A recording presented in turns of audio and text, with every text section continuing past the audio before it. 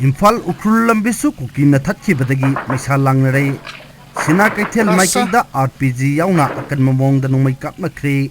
Imphal Dimapur lambi khakta natana Imphal Kuki singna thatkhibadagi lambi asida chathok chachin tawbada khudong chadabata natana Tangkhul kangbuda yamna chauna maisa langnabagi thawdok thorakle Amaromda sina kaithel maikairomda ngarang numit tuppa ama RPG yauna Akanba Maongda Nongmei Kapnakhre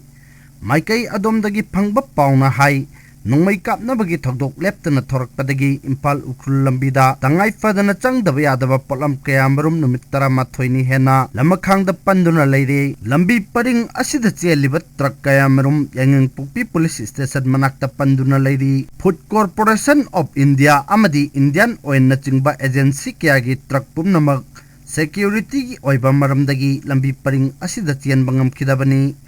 Lengak na hiram asigi matangda mathau taba thabak thoramsing lokhalaktababu truck driver sing na pendaba phongdokhi truck ta puriba potchai sing nong churakpana maram oiraga amang ata thoklagadra haina driver kayamarum na nungnangba phongdoknarakhi security forces na matik chaba cheksin thorang lokhatkani haina kayarak thajaba pirakrabasu hojik phawbagi oinadi truck singda khudong thiba nanghandana ba thorang lokhalakpa laite hairi February 9 da Litan village gi mafam kharada yummai thabagi thaudok thokhraba matungda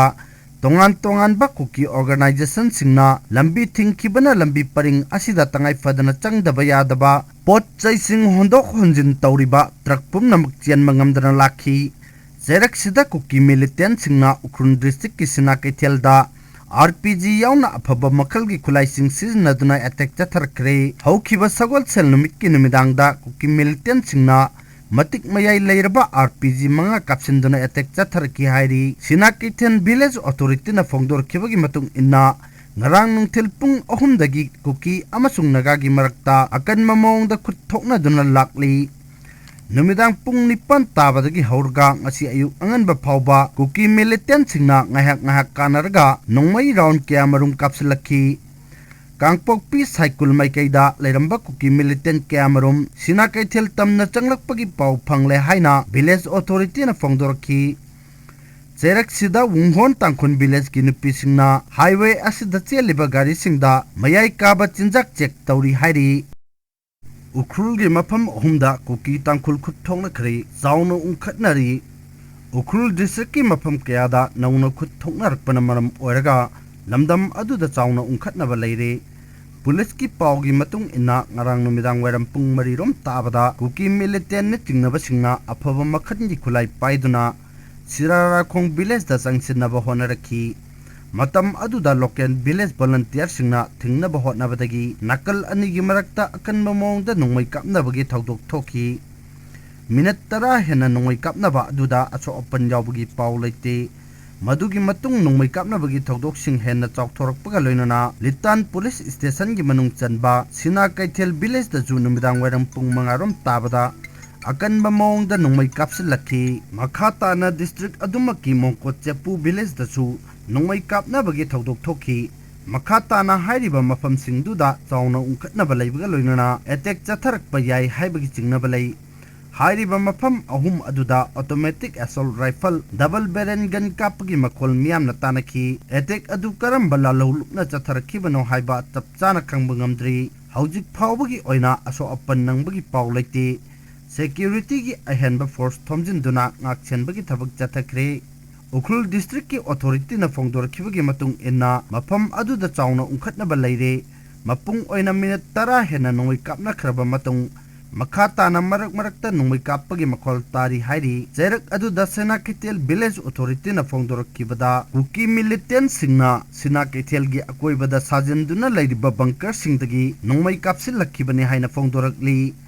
Chatliba chahi asigi February 3 tagi Kuki amasung Tangkhul community gi marakta khatna chainabagi thawdok thokhiba matung chawna ungkhatnarakpaga loinana yum yankhairom maina chakrabani Cherak asida Tangkhul Nagalong working committee na nauna hinsa gi thawdok thohalakliba adubu Akanba Maongda yaningdaba phongdokpaga loinana Kuki militant singa chathariba suspension of operation hantoknaba taksilakli su agreement ki mingda Kuki militant singna micham singna leiba khungang singda Nongmei kapsinduna ake khang kaya thohalle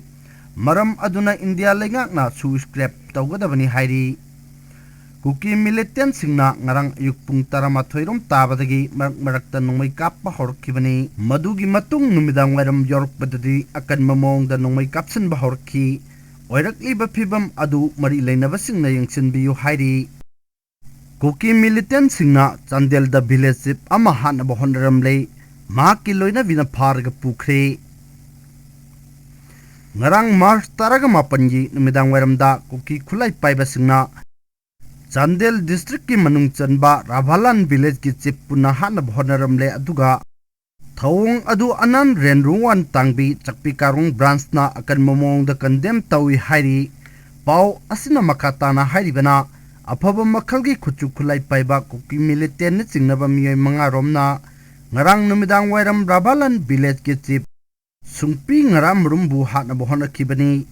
khulai paiba miyoi sing aduna ngarang numidang pung 8 lom taba matamda village chip asigi mayumda changlaki matam aduda mahakki loina bi adusu imungda lei Kuki khulai paiba sing aduna village chip asigi imungda namduna changchinna honarakkiba aduda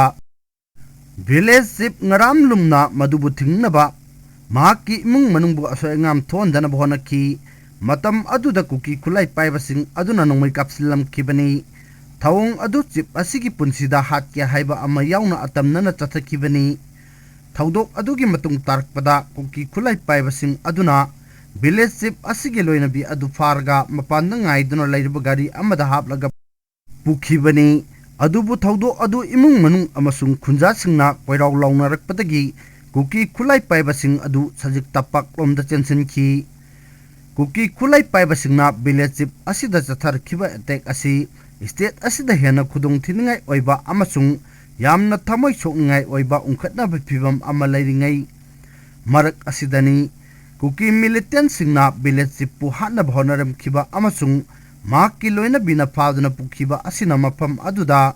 santi amasung nungsi chanana leiminariba aduda chauna akiba pibani PDF ki chamnga military junta da surrender taukhre Khutlai matik chana paiba People's Defense Force PDF ki fighter chamngarom surrender torokle haina Myanmar gi military junta na phongdokhre kumja lising ani kunga mathoida military ku tawduna Aung San Suu Kyi gi lengak inthukraba matungda khulai paiba militant group singna junta gi mayokta Akanba khongjang changchinduna lakibani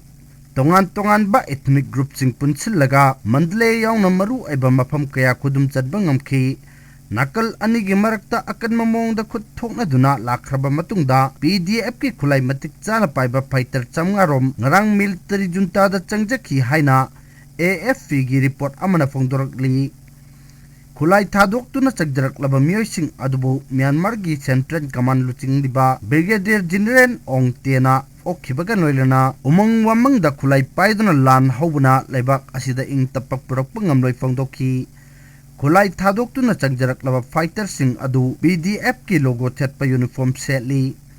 changjarak laba miyoi amana AFP da hai military regime pamdaba maramna khulai paibagi ehauda saruk yarudabasu mai pakani haibagi mami uraktaba maramna mahusagi punsida amuk hanjanaba firep lorokpani phongdokhi